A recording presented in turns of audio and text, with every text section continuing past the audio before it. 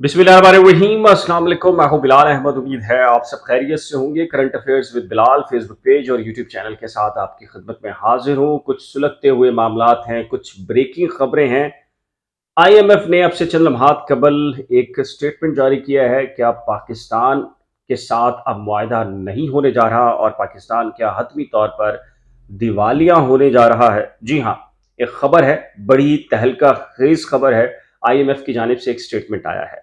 बानी एमक्यूएम अल्ताफ हुसैन, जिन पर पाबंदी लगाई गई 2015 में तकरीर और तस्वीर नशर और शाया करने पर, और पाबंदी लगाने वाले जज थे जस्टिस मज़ाहिर अली नकवी। उनके खिलाफ सुप्रीम जुडिशल काउंसिल में एक रेफरेंस अरसाल किया गया। इत्तलात हैं, उसमें कुछ हो रहा है। क्या इत्तलात हैं, ये भी आपसे शेयर करेंगे। इसके साथ ही वॉइस ऑफ कराची नदीम नुसरत साहब, कुछ ट्वीट्स उनके सामने आए हैं। वो मुसलसल एक्टिविटी कर रहे हैं और वो शहरी सिंध के मामले पर एक नए सूबे की बात कर रहे हैं। कुछ उन्होंने रीट्वीट्स किए हैं, क्या किए हैं आपके सामने उनकी तफसीलात रखूंगा। इसके साथ ही पाकिस्तान तहरीक इंसाफ और एमक्यूएम दोनों में ठन गई है जैसे जैसे माहौल सियासी गर्म हो रहा है, क्योंकि एक वक्त में एमक्यूएम ये तस्वुर करती थी कि पाकिस्तान तहरीक इंसाफ को बानी एमक्यूएम को माइनस करने और नवाज शरीफ को माइनस करने के लिए कराची में मैंडेट दिया गया, जो कि असल में एमक्यूएम का मैंडेट था।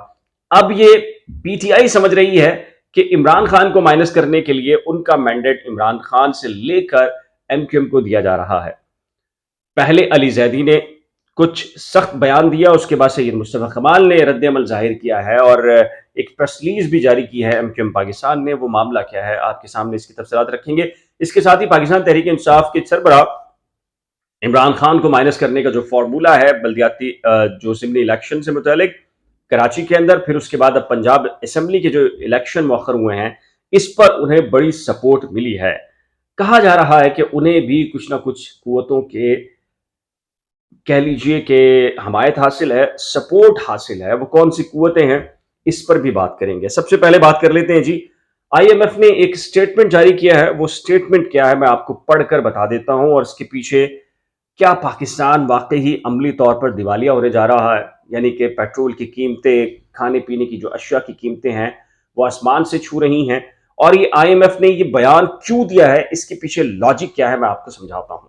आईएमएफ ने कहा है कि बैरूनी शराकतदारों की बरवक्त माली इमदाद पाकिस्तान के साथ नवे जायजे की कामयाबी यकीनी बनाने में अहम होगी और मालियाती यकीन दहानियों के बाद पाकिस्तान के साथ अगला कदम उठा सकेंगे। हुआ कुछ यूं है कि चाइना इस वक्त पैसे नहीं दे रहा, सऊदी अरब पैसे नहीं दे रहा, यूएसए पैसे नहीं दे रहा, कोई भी मुल्क है जो पाकिस्तान को पैसे नहीं दे रहा। आईएमएफ से जो मुआहदा हुआ उसमें पेट्रोलियम मसनूआत की कीमतों में इजाफा किया गया, बाकी चीजों की कीमतों में इजाफा किया गया, लेकिन जाहिर है कि नून लीग को लगता है कि उन्हें सियासी तौर पर नुकसान हो रहा है, तो उन्होंने आईएमएफ को वादा करने के बाद पेट्रोलियम मसनूआत में कदरे मामूली सी कमी कर दी। लेकिन दुनिया ये कह रही है कि एक तरफ पाकिस्तान डूब रहा है, वो दिवालिया होने जा रहा है, लेकिन अरबों रुपए का एक बजट निकालकर सब्सिडी दी है शहबाज शरीफ की बेहतरीन हुकूमत की जो दावेदार पीडीएम हुकूमत ने, जिसमें एमक्यूएम पाकिस्तान में शामिल है। उन्होंने केपीके के अंदर मुफ्त आटा और रोटी की जो स्कीम लॉन्च की है, उस पर पूरी दुनिया हैरान है कि एक ऐसा मुल्क जो दिवालिया होने जा रहा है, जिसके जिसके कर्जे जो है वो इतने बढ़ चुके हैं कि कोई भी उसका दोस्त मुल्क उसको पैसे देने के लिए तैयार नहीं है, क्योंकि वो सारे मुल्क समझते हैं कि उन्हें पैसे वापस नहीं मिलेंगे। ऐसे में हुकूमत ये इकदाम कर रही है, और केपीके में ही क्यों, पूरे मुल्क में क्यों नहीं, सिंध में क्यों नहीं, शहरी सिंध में क्यों नहीं, कराची में क्यों नहीं? क्योंकि केपीके में सूबाई असम्बली के इंतखाबात होने जा रहे हैं। ये है हमारी गुड गवर्नेंस, ये है शहबाज शरीफ जिन्हें लाया गया है, तैयार किया गया है, और ये कहा गया है कि ये है वो शाहकार जो पाकिस्तान की किस्मत बदलेगा। यही वजह है कि पूरी दुनिया से कोई मुल्क पाकिस्तान को पैसे नहीं दे रहा, और आईएमएफ ने कहा है कि अगर पाकिस्तान के दोस्त ममालिक पाकिस्तान को पैसा देंगे, पाकिस्तान के खजाने में कोई मदद आएगी, फिर आईएमएफ देखेगी, जायजा लेगी कि पाकिस्तान के साथ जो नवा जायजा जो इजलास हुआ था उसके मुताबिक जो मुआहदा हुआ था उस पर अमल दरामद करना है या नहीं करना।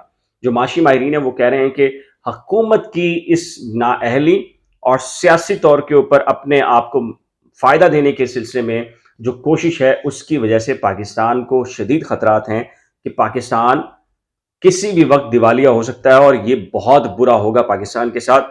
ایک عام آدمی کس طرح سفر کر رہا ہے، جو پیٹرول مصنوعات بڑھی ہیں، قیمتوں میں جس قدر اضافہ ہوا ہے، اس کی وجہ سے آپ ایک مڈل کلاس، لوور کلاس تو بالکل پس گئی ہے۔ 25-30 ہزار روپے کمانے والا، اس سے کم کمانے والا، اس کی تو زندگی ختم ہو گئی ہے۔ چھوٹے علاقوں میں چلے جائیں، وہاں لوگ خودکشیاں کرنے پر مجبور ہو گئے ہیں، اور آئے دن اس طرح کی اطلاعات آ رہی ہیں کہ لوگ خودکشیاں کر رہے ہیں۔ لوگ، اطلاعات ہیں کہ رات کے اندھیرے کے اندر بھی جو فیملیز ہیں وہ سڑکوں پہ کھڑے ہو کر بھیک مانگنے اور مدد کے لیے پکار رہے ہیں لوگوں کو۔ یہ وہ حالات ہیں، نہ غریب انسان دودھ خرید سکتا ہے، نہ کوئی کسی قسم کی اشیاء اس کی پہنچ کے اندر رہی ہے۔ اور رمضان المبارک کے اندر تو اس قسم کے المناک واقعات سننے کو ملتے ہیں کہ میں اگر اس کی تفصیلات بتاؤں تو میں بتاؤں بہت برے حالات شہریوں کے ہیں۔ مڈل کلاس خود پس گئی ہے۔ ایسی صورتحال میں ظاہر ہے کہ شہباز شریف کی جو حکومت جو کچھ کر رہی ہے، جس میں پی ڈی ایم بھی ہے اور پوری ایم کیو ایم بھی اس میں شامل ہے، کہ وہ کے پی کے اندر آٹے کی اسکیم لانچ کر رہے ہیں۔ اس کی وجہ یہ ہے کہ جو اس میں کے پی کے اسمبلی کے انتخابات ہونے جا رہے ہیں، نون لیگ کو ووٹ چاہیے اور ووٹ کے لیے وہ سب کچھ کر سکتے ہیں۔ اس سے پہلے بھی وہ سب کچھ کرتے رہے ہیں۔ اچھا جی، پاکستان تحریک انصاف نے جو چیلنج کرنے کا اعلان کیا ہے کہ صرف پنجاب کے اندر یہ انتخابات مؤخر کیوں کیے گئے، تو اب پاکستان تحریک انصاف کو کہا گیا ہے، ایک مدد ہے بڑی، اور پاکستان تحریک انصاف کو مشورہ دیا گیا کہ چونکہ اب ظاہر ہے کہ ان کے پاس بھی ایک بڑا کارڈ ہے، اور وہ کارڈ ہے صدر مملکت کا، عارف الوی کا۔ ان کے بھی اپنے اختیارات ہیں، لہٰذا وہ اپنے اختیارات کا استعمال کریں۔ لہٰذا صدر مملکت عارف الوی نے ایک خط تحریر کیا ہے وزیر اعظم شہباز شریف کو، اور یہ کہا ہے کہ اگر آپ بر وقت انتخابات 90 روز میں نہیں کراتے اور الیکشن کمیشن کو پابند نہیں کرتے پنجاب اور کے پی کے میں، تو یقینی طور پر آپ توہین عدالت کے مرتکب ہوں گے۔ عارف الوی نے یہ کیوں کیا ہے سب کچھ؟ ظاہر ہے کہ اس کے پیچھے جو بھی قوتیں ہو سکتی ہیں، سب کے بارے میں یقینی طور پر آپ جانتے ہیں۔ عارف الوی کے اس خط کی وجہ یہ ہے کہ تاکہ ایک نیا سوموٹو نوٹس ہو، اور سوموٹو نوٹس کے اوپر الیکشن کمیشن اور شہباز شریف کی پھر دوبارہ سے کھنچائی ہو، اور انہیں یہ کہا جائے کہ جو ضمنی الیکشن ہیں وہ ہر صورت میں کرائے جائیں کے پی کے اور خیبر پختونخوا اسمبلیز کے، بلکہ ضمنی نہیں، پورے کے پورے الیکشن ہیں صوبائی سطح کے دونوں صوبوں کے اندر۔ تو یہ ایک خط ہے جو ایک بڑی موو ہے۔ اچھا جی، اس کے بعد بات کر لیتے ہیں ندیم نصرت صاحب کی۔ وائس آف کراچی چلاتے ہیں، M Q M Pakistan, M Q M London سے علیحدگی اختیار کر چکے ہیں، اور اپنا ایک الگ سے پلیٹ فارم ہے۔ ان کی جانب سے بھی سرگرمیاں جاری ہیں۔ پریکٹیکلی شہری سندھ کے اندر ان کی ویسے کوئی سرگرمی دکھائی نہیں دیتی، لیکن جو ٹویٹر ہے یا سوشل میڈیا اکاؤنٹس ہیں اس پر وہ کام کر رہے ہیں۔ آج ایک خبر شائع ہوئی، نشر ہوئی بلکہ اے آر وائی ٹی وی کے اوپر، جس میں تھانے کی چھت سے 3 مغوی نوجوان بازیاب کرنے کی ایک اطلاع تھی، ایک خبر تھی، اے آر وائی نیوز نے اس کو چلایا۔ تو ندیم نصرت نے جو وائس آف کراچی یا وائس آف کراچی اوورسیز کے نام سے ایک اکاؤنٹ ہے، اس کو پہلے وہاں سے بنایا، پھر اس کے بعد اپنے اکاؤنٹ سے اس کو ری ٹویٹ کیا، اور اس میں انہوں نے لکھا کہ سندھ حکومت نے کراچی میں نسل کشی کے لیے یہ حکمت عملی اپنائی ہے، جس میں منشیات فروشوں کو آزادی، دہی سندھ کے ڈاکوؤں کو کراچی میں بآسانی داخلہ ان کا، اور پولیس وردی میں شہریوں کو قتل اور اغوا برائے تاوان کرنے والی کالی بھیڑیں۔ ملک قانون کے ہوتے ہوئے بھی پیپلز پارٹی نے ریاست کے اندر ریاست قائم کر رکھی ہے۔ ایک اور واقعہ ہوا تھا، اس کے اوپر بھی وہی ری ٹویٹ کیا ہے ندیم نصرت نے۔ واقعہ کچھ یوں ہے کہ ایک نوجوان ہے، کرنگی زمان ٹاؤن میں ڈکیتی کے دوران مزاحمت کرنے پر 4 بچوں کے باپ کو قتل کر دیا گیا، اور اس پر جو شہری ہیں کراچی کے، وہ یہ کہتے ہیں کہ کراچی کے شہری سندھ سے الگ کراچی صوبے کا مطالبہ کیوں کر رہے ہیں؟ کراچی کرنگی زمان ٹاؤن میں ڈکیتی کے دوران مزاحمت نہ کرنے کے باوجود 4 بچوں کے باپ کو قتل کر دیا گیا۔ سندھ حکومت اور پولیس کی کراچی دشمن پالیسیوں نے شہر کو تباہ اور عوام سے جینے کا حق چھین لیا ہے۔ اس کو بھی ری ٹویٹ کیا ہے ندیم نصرت صاحب نے اپنے اکاؤنٹ سے۔ لگتا یوں ہے کہ وہ سیاسی طور کے اوپر ایکٹیو ہیں اور ایکٹیو رہنا چاہتے ہیں۔ اب بات کرتے ہیں پی ٹی آئی اور ایم کیو ایم پاکستان کی۔ ظاہر ہے کہ یہ ایک ایسی جنگ ہے جو کہ ووٹ بینک کے لیے ہے، آئندہ مستقبل کے حوالے سے ہے۔ جیسے کہ میں نے آپ کو بتایا کہ پی ٹی آئی یہ سمجھتی ہے کہ اس کو اب مائنس کیا جا رہا ہے، تو ایم کیو ایم پاکستان بھی یہ سمجھتی ہے کہ اس کو مائنس پہلے کیا گیا، اور ان کو ان کا ووٹ بینک یا ان کی جو سیٹیں تھیں صوبائی اور قومی وہ چھین کر پی ٹی آئی کو دی گئیں۔ مقصد یہ تھا کہ پنجاب کے اندر پی ٹی آئی 2018 میں وہ ووٹ بینک حاصل نہیں کر سکی تھی، لہٰذا ان کو یہاں سے سیٹس لے کر دی گئیں، اور اس طریقے سے Imran Khan prime minister of Pakistan بنے، اور وہ ووٹ جو چرائے گئے یا مینڈیٹ چرایا گیا وہ ایم کیو ایم پاکستان کا تھا۔ اب ایم کیو ایم پاکستان کو جس طریقے سے بھی ان کا مرجر ہوا، مرجر کیا گیا، سب کچھ آپ کے علم میں ہے، میرے خیال ہے کہ اس کی تفصیلات میں نہیں جائیں گے کہ کس نے کیا، کیوں کیا، اس کی وجوہات کیا ہیں، مائنس ایم کیو ایم یا مائنس الطاف حسین جو فارمولا ہے، یہ سارے معاملات اپنی جگہ موجود ہیں۔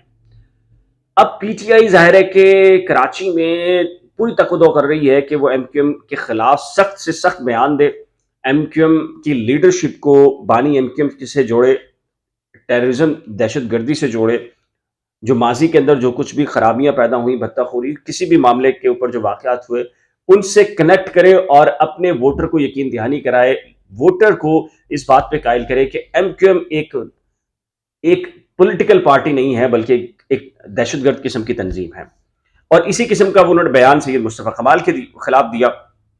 لیکن چونکہ آپ کے علم میں ہے کہ ان دنوں ایم کیو ایم پاکستان کا جو سوشل میڈیا نیٹ ورک ہے، ڈیجیٹل میڈیا نیٹ ورک ہے، وہ سارا کے سارا سید مصطفیٰ کمال صاحب کے ہاتھ میں ہے، تو ان کی جانب سے ایک پریس ریلیز جاری ہوئی ہے۔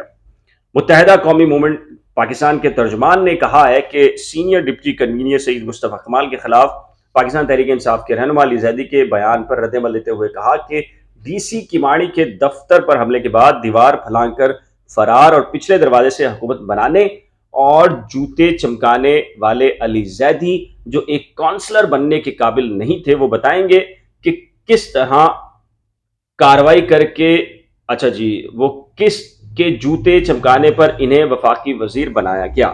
ماضی میں مخالف پارٹیوں کے رہنماؤں کے خلاف کاروائی کرنے والوں پر جب آج دیوار تنگ ہو رہی ہے تو ان کی چیخیں نکل رہی ہیں۔ پی ٹی آئی کے تمام رہنماؤں کو کراچی سمیت پاکستان بھر میں اتنا صفایا نظر آ رہا ہے، اس لیے یہ دوسروں کی کردار کشی میں مصروف ہیں۔ آپ اس کا مطلب سمجھتے ہیں کہ یہ پریس ریلیز کیوں جاری کی گئی، اور ظاہر ہے کہ اب ایک ماحول بن رہا ہے کراچی کے اندر، جو بھی انتخابات ہوں گے آج نہیں کل، کل نہیں ہوں گے پرسوں، تو اس کے نتیجے کے اندر وہ یہ سمجھتے ہیں کہ یہ سارے کے سارے معاملات آئیں گے کہ مائنس ایم کیو ایم سے واپس پلس ایم کیو ایم اور minus P T I Karachi سے۔ اب بات کرتے ہیں کہ جی جسٹس مظاہر علی نقوی صاحب، جسٹس مظاہر علی نقوی صاحب 2015 میں بانی M Q M Altaf Hussain کو انہوں نے نااہل قرار دیا، ان کے خلاف ریفرنس آیا۔ ایم کیو ایم لندن نے ریفرنس کے اوپر یہ بھی کہا کہ جی ان کے تمام تر فیصلوں کو بھی کالعدم قرار دیا جائے، کیونکہ ظاہر ہے کہ 2015 میں انہوں نے بانی ایم کیو ایم پر پابندی عائد کی تھی۔ اب اطلاع یہ ہے، جو ذرائع کہہ رہے ہیں کہ میاں داؤد جو شکایت کنندہ ہیں ان کو بیان حلفی جمع کرانے کی ہدایت کی ہے رجسٹرار سپریم کورٹ نے ایک خط کے ذریعے۔ اس کیوں کی ہے اس کی وجہ میں بتاتا ہوں، اور ذرائع کا یہ بھی کہنا ہے کہ دیگر 3 شکایت کنندہ کو بھی مصدقہ کاپیاں جمع کرانے کی ہدایت کی ہے، اور یہ 4 کل ریفرنس ہے یا 4 کل شکایات ہیں جسٹس مظاہر علی نقوی کے خلاف، اور اطلاع یہ ہے کہ سپریم جوڈیشل کونسل نے جو جسٹس مظاہر علی نقوی ہیں ان کے خلاف شکایات کا جائزہ لینا شروع کر دیا ہے۔ اب ظاہر ہے کہ اگر ان کے خلاف جو الزامات ہیں وہ ثابت ہوتے ہیں تو کیا وہ استعفیٰ دیں گے یا ان کو ڈی سیٹ کر دیا جائے گا یا وہ خود چلے جائیں گے، ظاہر ہے کہ یہ ایک الگ معاملہ ہے۔ لیکن ایم کیو ایم پاکستان تو یہ کہتی، ایم کیو ایم لندن تو یہ کہتی ہے کہ بانی ایم کیو ایم کا جو فیصلہ دیا تھا اس کو بھی کالعدم قرار دیا جائے، لیکن چونکہ وہ آلریڈی کہہ لیجئے کہ دوسرے بینچ میں ہے، لاہور ہائی کورٹ میں، سندھ ہائی کورٹ میں الگ سے چیلنج ہے، اسلام آباد ہائی کورٹ میں الگ سے چیلنج ہے، تو فی الحال میری ذاتی رائے کے اندر ایسا تو نہیں ہوتا کہ کسی جج کے اوپر یہ الزامات ہوں تو اس کے سابقہ جو ججمنٹس ہوتے ہیں وہ کالعدم قرار پائیں۔ تو یہ اہم ترین کچھ ڈیولپمنٹس تھیں۔ آئی ایم ایف سے لے کر مصطفیٰ کمال، علی زیدی اور ایم کیو ایم کے بانی سے متعلق آپ کی رائے کیا ہے؟ ندیم نصرت سے متعلق کیا رائے ہے؟ नीचे दिए गए कमेंट सेक्शन में अपनी कीमती राय का इजहार जरूर कीजिएगा। एक नए ब्लॉग के साथ जल्द मिलेंगे, लेकिन जाने से पहले रिक्वेस्ट है कि अगर आपने अभी तक फेसबुक पेज को लाइक या फॉलो नहीं किया तो जरूर कर लीजिएगा। चैनल को, यूट्यूब को भी सब्सक्राइब कर लीजिएगा। नीचे दिए गए कमेंट सेक्शन में आपकी कीमती राय का इंतजार रहेगा। खुदा हाफिज।